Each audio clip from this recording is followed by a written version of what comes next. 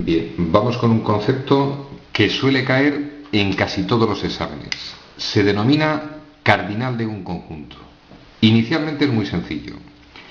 Me van a dar un conjunto A. El cardinal podemos expresarlo de tres formas, a gusto del matemático.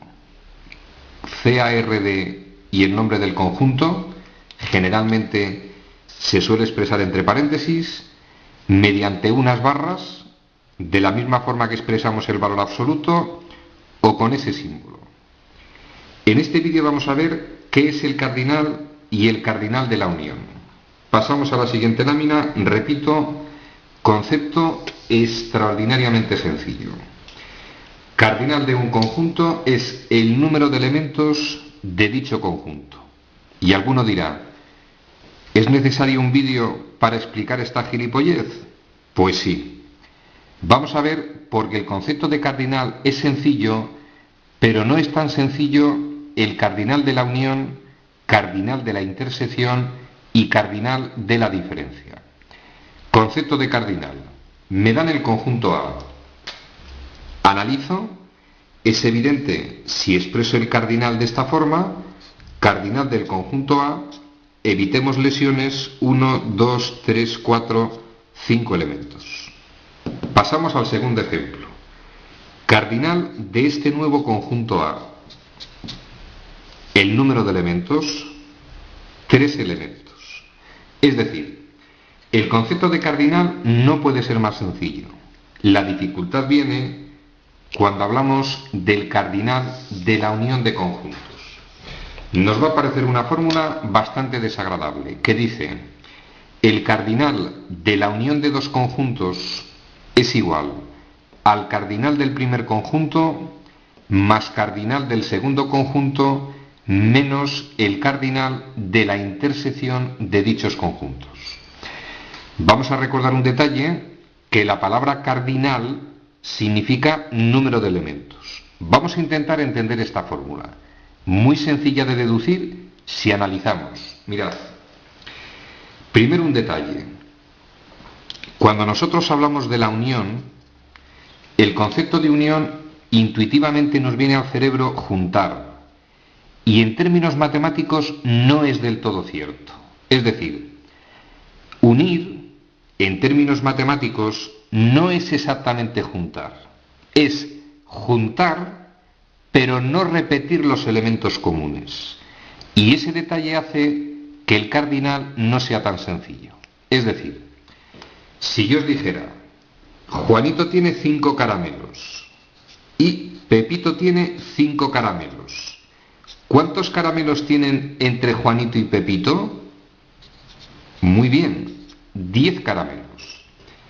Pero ese concepto no coincide con la unión en matemáticas. Es decir, si el conjunto A, por ejemplo, está formado por estos elementos, a la vista de los elementos deducimos que el número de elementos del conjunto A, lo que se denomina cardinal, en este caso es 4.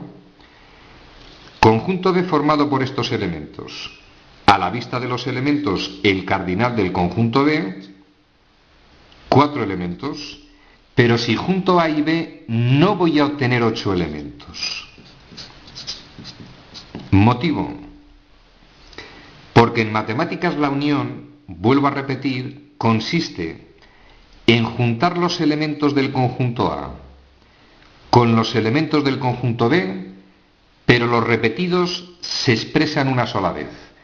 Por ese motivo, el número de elementos de A unión con B va a ser igual al número de elementos que tiene A más el número de elementos que tiene B menos el número de elementos que están repetidos. Vamos a verlo gráficamente, repito, bastante sencillo. Conjunto A, elementos 1, 2, 3, 4. Conjunto B, 4, 5, 6, 7. Este elemento es común. Si lo expreso gráficamente, supuestamente el conjunto universal, conjunto A y conjunto B. En el conjunto A voy a poner elementos 1, 2, 3.